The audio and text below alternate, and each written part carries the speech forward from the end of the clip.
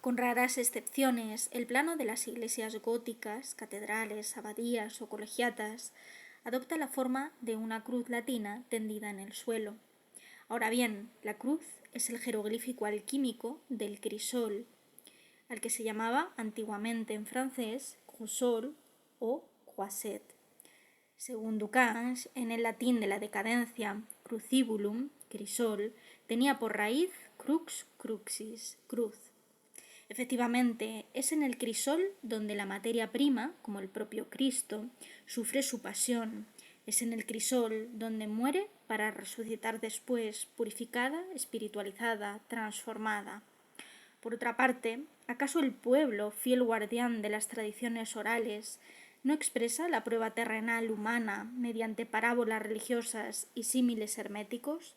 Llevar su cruz, subir al Calvario, pasar por el crisol de la existencia, son otras tantas alocuciones corrientes donde encontramos idéntico significado, bajo un mismo simbolismo. No olvidemos que alrededor de la cruz luminosa, vista en sueños por Constantino, aparecieron estas palabras proféticas que hizo pintar en su labarum: «In hoc signo vinces», vencerás por este signo.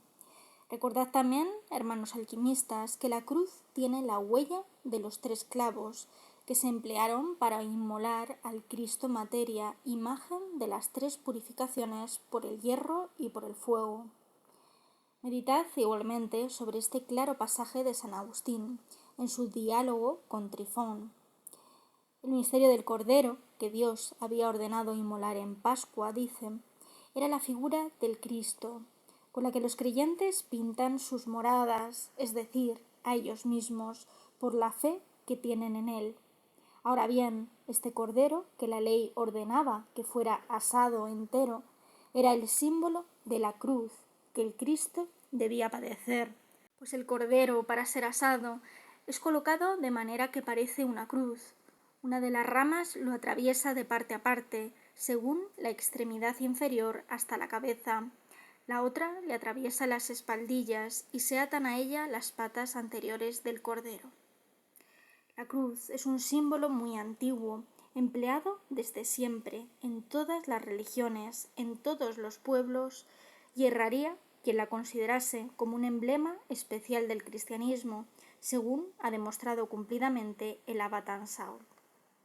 Diremos incluso que el plano de los grandes edificios religiosos de la Edad Media, con su adición de un ábside semicircular o elíptico soldado al coro, adopta la forma del signo hierático egipcio de la cruz ansada, que se lee Ankh, y designa la vida universal, oculta en las cosas. Podemos ver un ejemplo de ello en el Museo de Saint-Germain-en-Laye, en un sarcófago cristiano procedente de las critas arlesianas de San Honorat. Por otra parte, el equivalente hermético del signo Ankh es el emblema de Venus o Cipriana, en griego Chipris, o sea, la impura. El cobre vulgar que algunos, para velar todavía más su sentido, han traducido por bronce y latón. Blanquea el latón y quema tus libros, nos repiten todos los buenos autores. Chipris es la mismo que el azufre, el cual en este caso tiene la significación de estiércol, fiemo, excremento, basura.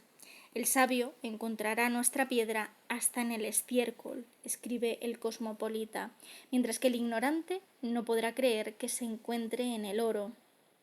Y es así como el plano del edificio cristiano nos revela las cualidades de la materia prima y su preparación por el signo de la cruz, lo cual, para los alquimistas, tiene por resultado la obtención de la primera piedra, piedra angular de la gran obra filosofal. Sobre esta piedra edificó Jesús su iglesia, y los francmasones medievales siguieron simbólicamente el ejemplo divino. Pero antes de ser tallada para servir de base a la gran obra del arte gótico y también a la obra de arte filosófico, dábase a menudo a la piedra bruta, impura, material y grosera la imagen del diablo. Notre-Dame de París poseía un jeroglífico semejante que se encontraba bajo la tribuna, en el ángulo del recinto del coro. Era una figura de diablo que abría una boca enorme, en la cual apagaban los fieles sus cirios, de suerte que el bloque esculpido aparecía manchado de cera y de negro de humo. El pueblo llamaba a esta imagen Mestre Pierre du Cognet, cosa que no dejaba de confundir a los arqueólogos. Ahora bien, esta figura, destinada a representar la materia inicial de la obra, humanizada bajo el aspecto de Lucifer, portador de la luz, la estrella de la mañana, era el símbolo de nuestra piedra angular, la piedra del rincón, la piedra maestra del rincón. La piedra que los constructores rechazaron, escribe Amiraud, ha sido convertida en la piedra maestra del ángulo, sobre la que descansa toda la estructura del edificio, pero es también escollo y piedra de escándalo, contra la cual tropiezan para su desgracia. En cuanto a la talla de esta piedra angular, queremos decir su preparación.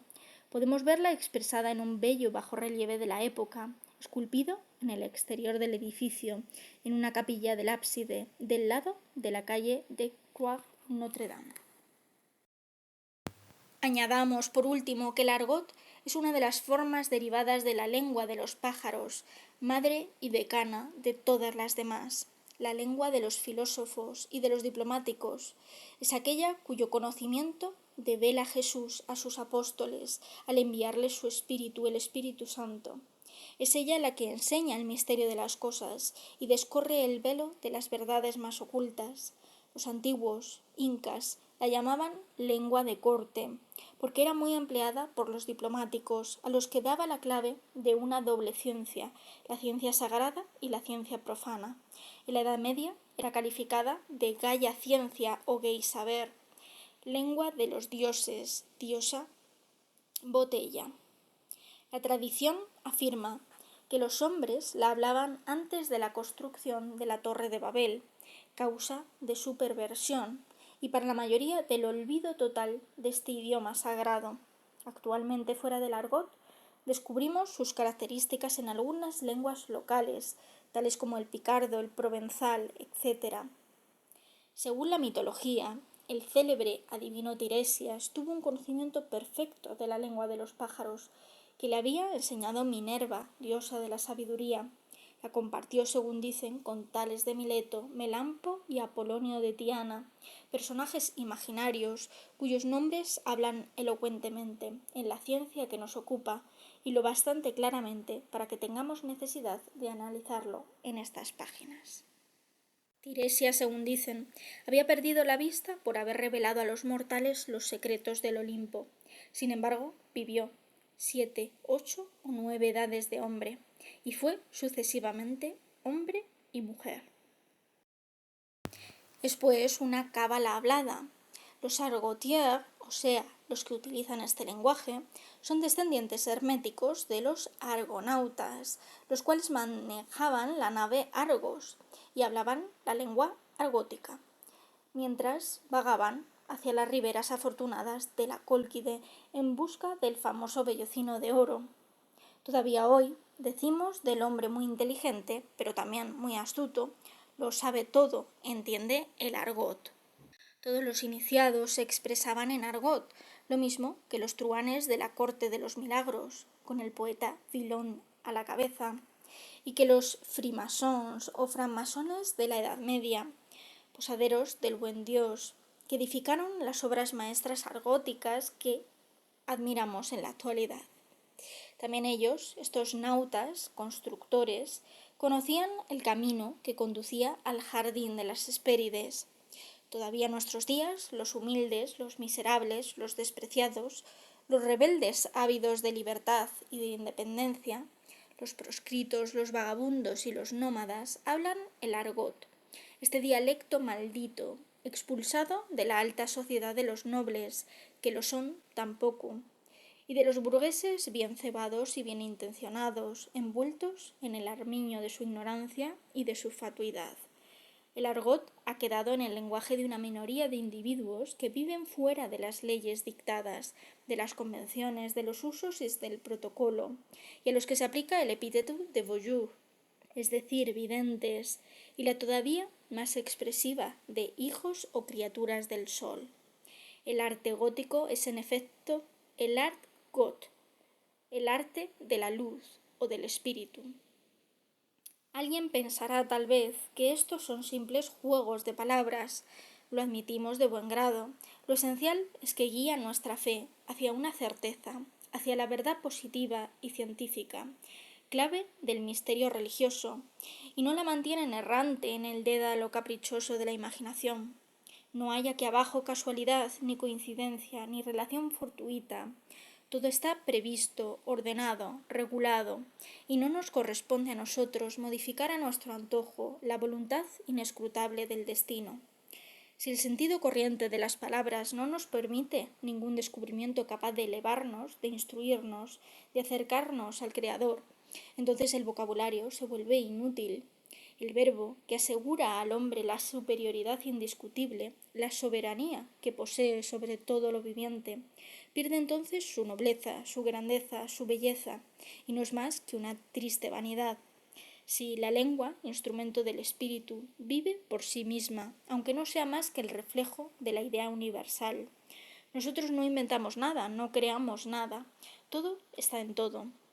Nuestro microcosmos no es más que una partícula ínfima, animada, pensante, más o menos imperfecta del macrocosmos. Lo que creemos descubrir por el solo esfuerzo de nuestra inteligencia existe ya en alguna parte. La fe nos hace presentir lo que es. La revelación nos da de ello la prueba absoluta. A menudo flanqueamos el fenómeno, le hace milagro, sin advertirlo, ciegos y sordos. Cuántas maravillas, cuántas cosas insospechadas no descubriríamos si supiésemos disecar las palabras, quebrar su corteza y liberar su espíritu, la divina luz que encierran. Jesús se expresó solo en parábolas. ¿Podemos negar la verdad que éstas enseñan? Y en la conversación corriente, ¿no son acaso los equívocos, las sinonimias, los retruécanos o las asonancias lo que caracteriza a las gentes de ingenio, felices de escapar a la tiranía de la letra y mostrándose a su manera cabalistas sin saberlo?